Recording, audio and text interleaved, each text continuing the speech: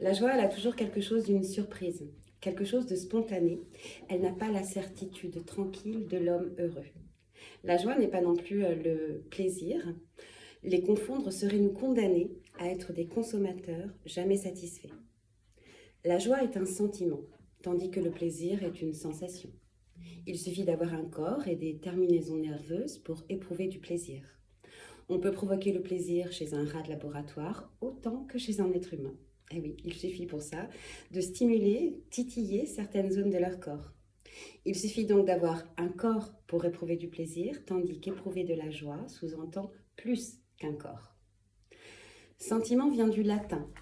Sent, ça veut dire sentir, et ment, ça veut dire esprit. La joie a donc un caractère total et unifiant de notre être, entre le fait de sentir et le fait de le penser. Donc en fait, on tressaille de joie. Et tressaillir, ça vient aussi du latin, et tressaillir, ça veut dire à travers. Ça m'est aussi un petit peu tressaillir. Ah oui, hein. Il me fait peur là. Et non, parce qu'effectivement, c'est normal que tu tressailles, puisqu'effectivement, comment dire, ça veut dire donc à travers. Pas comme ça, s'il te plaît. Ça veut dire à travers et ça veut dire se laisser traverser. Donc en fait, on se laisse traverser par la joie. Oui, Suzanne parle. Non mais c'est bien, c'est parfait, ça suscite la joie, le rire, c'est exactement ce qui était, c'est exactement ce qui était recherché. Donc tressaillir, c'est bondir intérieurement, de la plante des pieds jusqu'à la racine des cheveux. Ils font les pitres, vous ne le savez pas. On tressaille et on bondit. C'est beau. Si la joie se distingue du plaisir, pour autant, elle ne s'y oppose pas. Il existe bien sûr des plaisirs joyeux, et la joie ajoute au plaisir une dimension que celui-ci ne contient pas. Bon, je ne saurais trop comment vous dire que la joie ne s'oppose pas à la tristesse, mais sans doute l'avez-vous déjà vécu. La tristesse devient nostalgie, parce que la nostalgie, c'est cette tristesse heureuse. Et tu vois, c'est là que je rentre à la maison, il y a 3h du matin. Tu te mets nu sur ton balcon. Alors, c'est toi qui arrêtes avec cette connerie, je suis pas un poil sur mon balcon. C'est toi qui l'as dit. Et vous allez voir, ça c'est une dimension très très importante pour pouvoir dépasser effectivement tous ces chagrins, tous ces déchirements et tous les deuils que l'on peut traverser dans la vie. La tristesse devient nostalgique, qui est donc cette tristesse heureuse. Et cela advient avec le temps, lorsque l'on peut enrober nos tristes souvenirs d'un monde perdu, de la joie de les avoir vécus et tant aimés. La joie d'avoir vécu ces moments prime sur la tristesse et sur la douleur d'en être séparés. C'est l'accueil du réel tel qu'il est, et cet accueil demande un cœur ouvert et non pas le repli sur son amertume. Oui, Dédé. Oui, voilà, tu as eu là, pour une fois, j'ai levé le doigt, j'attendais. Non, mais c'est beau ce que tu dis. Bon, en même temps, c'est du copier-coller, t'as pas vraiment. C'est ça, c'est pas tellement moi qui le dis.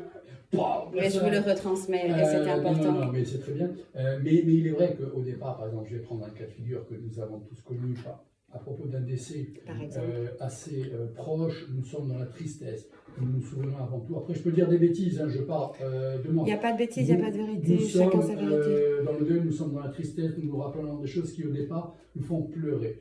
Et plus le temps passe, et sans que l'on s'en aperçoive, moi-même, je suis dans ce cas de figure, je dirais que les choses qui commencent à remonter le plus souvent sont toujours des souvenirs, mais qui commencent à être des souvenirs plutôt heureux, des belles images. Ce qui permet de métaboliser finalement effectivement le deuil et la relation, et finalement d'avoir des souvenirs qui sont un peu plus heureux et qui donc permettent d'amener à la joie, d'avoir vécu ces moments qui vont surpasser à un moment donné, quand c'est possible, la tristesse d'avoir perdu ce qu'on a perdu.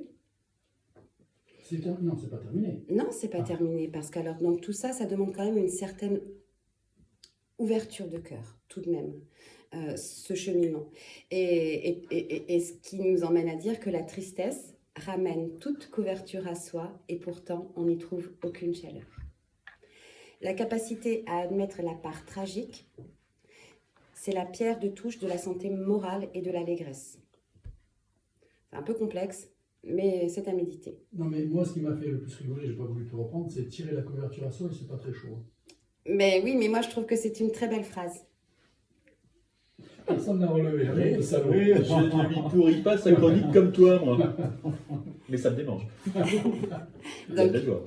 par la joie, oui, mais tant mieux, c'est parfait, c'est ce qui était, comment dire, c'est ce qui était espéré. Dire si on est trop sage, elle se barre. Donc, par la joie nous est donnée la certitude que, jetés en ce monde sans l'avoir demandé, nous n'y sommes pourtant pas tout à fait hors sujet ni hors sens. Figurez-vous qu'il y a en l'homme un creux, disait Pascal. Ce creux est le cœur de l'homme et aussi, ce creux est-il fait pour se dilater. La joie la plus vraie, somme toute, est bien la joie de vivre. Non pas de vivre ceci ou cela, mais de vivre, tout simplement et tout bonnement. Non pas d'avoir vécu ceci ou cela ou ce qui est conforme à nos attentes, comme un touriste coche les visites qu'il aurait faites pendant la journée, mais déjà la joie d'avoir reçu l'être en partage avec les pierres, les fleurs, les oiseaux, les passants dans la rue. La joie parfaite, elle résiste à l'adversité, elle résiste aux contrariétés, à la pluie battante, au vent froid et aux injures, car pluie, vent et contrariété supposent toutes déjà que nous ayons un corps assez vivant pour les sentir et une âme assez sensible pour en souffrir. Donc un cœur aimant pour s'y ouvrir. Beau ça. Beau, hein. C'est beau. Eh oui. Oui. Ça nous remplit de joie. Très vrai tout ça. La joie, effectivement, résiste à beaucoup de choses, beaucoup de galères, de détresse, beaucoup de moments sombres. Elle Tout à aide fait. justement. Mais il faut. Et heureusement qu'elle est là effectivement pour les traverser. Oui, tout à fait. Ouais. Je suis- Et comme quoi la joie ne s'oppose pas à la tristesse. Et surtout, ne jamais, je m'entends aussi, ne jamais avoir peur d'exposer sa joie, sans trop en faire, bien sûr, mais... Bien parce- sûr, surtout parce qu'elle est qu'elle peut être communicative. voix, c'est exactement Donc, en fait, ce que c'est j'allais un dire, don. elle est communicative. Mhm. La joie, c'est pas bêtement... Non, c'est ne serait déjà qu'un petit sourire, quelque Absolument. chose de mignon qui se lit sur le visage et qui peut, si la personne en face est un peu dire « Ah, tiens, un petit sourire ». Déjà, Absolument. au départ, la démarche. La joie, elle se partage et je vous le dirai plus tard. La Regarde le joie, sourire. elle s'épanouit à se partager plutôt que le petit plaisir sur lequel on est renfermé et sur lequel on reste un peu attaché. Vous avez envie de dire autre chose ou je continue? Continuez, allez. Ok. C'est toute la littérature, et pas seulement celle d'inspiration chrétienne, qui nous raconte qu'il y a une joie plus profonde que toutes celles qui ne font que passer, et que cette joie est la vraie joie. De la joie de vivre témoigne ainsi Antoine de Saint-Exupéry, Nietzsche ou alors Christian Bobin. Dans l'universalité des récits de cet affect, on remarque beaucoup de poètes. Mais il ne faut toutefois pas inverser la cause et l'effet. C'est pas parce que nous sommes poètes que nous avons accès à la joie de vivre, mais c'est bien parce que la joie existe qu'elle nous fait poètes. Un rien de beauté est une joie éternelle. La joie de vivre et la joie d'exister. La joie, elle peut aussi être émerveillement devant le simple miracle de notre présence au monde, mais cette joie, prise à l'existence, ne saurait avoir aucun lieu si ceux qui nous perçoivent ne nous magnifiaient pas. En fait, cette joie, elle n'aurait pas lieu s'il n'y avait personne pour recevoir notre joie et pour nous refléter notre éclat. Donc en fait, la joie, elle se partage. Ce qui nous permet, nous, de scintiller à leur présence. C'est ce qu'on disait tout à l'heure, la joie, l'objet de ma joie, je ne peux pas en être le seul dépositaire. Ensuite, je vais vous parler effectivement de la manière dont deux exilés ont pu finalement survivre à leur souffrance morale grâce à la joie. Alors, je vais vous parler d'Antonio Actares Olivan, qui était un anarchiste espagnol qui a été fait prisonnier par la France et à qui Simone Veil offrait un beau cadeau, le plus beau cadeau qu'il soit. Alors, Simone Veil est la philosophe, hein. Et elle ne lui offrait pas telle ou telle chose, elle ne lui offrait pas des cigarettes ou des bonbons qui auraient été vite consumés ou vite consommés, mais elle lui offrait une manière de se rapporter aux êtres et aux choses. Elle lui offrait de se réjouir de l'existence des choses belles et bonnes, quand bien même nous serions actuellement privés de leur jouissance. « Chère amie, lui écrit-elle, tandis qu'elle-même était contrainte de fuir la France occupée. Elle écrivait « Ici, il fait un temps merveilleux. Il y a des flots de lumière sur la mer, les arbres se couvrent de feuilles. Je suis heureuse de savoir que tu trouves de la joie à regarder les montagnes. Tant qu'on a des choses telles que la mer, les montagnes, le vent, le soleil, les étoiles, la lune, le ciel, on ne peut pas être tout à fait malheureux. Et même si on était privé de tout cela et mis dans un cachot, savoir que toutes ces choses existent, qu'elles sont belles et que d'autres en jouissent librement, doit toujours être une consolation. La joie n'est pas jalouse d'elle-même. On n'a pas sa petite joie comme on a son petit plaisir. Ce petit plaisir rien qu'à soi, dont on espère que personne ne viendra le troubler.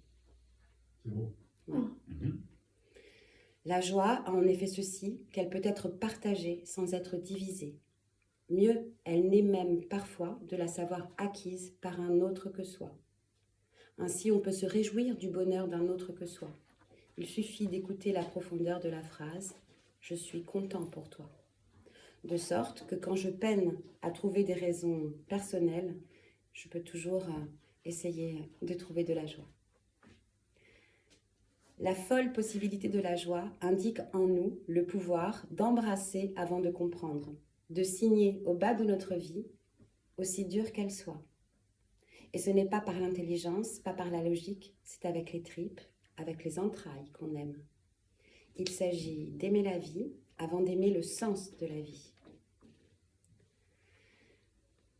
Bref, l'incompréhensible serait qu'on y comprenne quelque chose, même si, pour Platon, l'intention de la philosophie, parce que je vous ai dit qu'il y avait pas mal de références philosophiques finalement dans ce texte, même si pour Platon, l'intention de la philosophie était de lutter contre la confusion qui règne en nos esprits.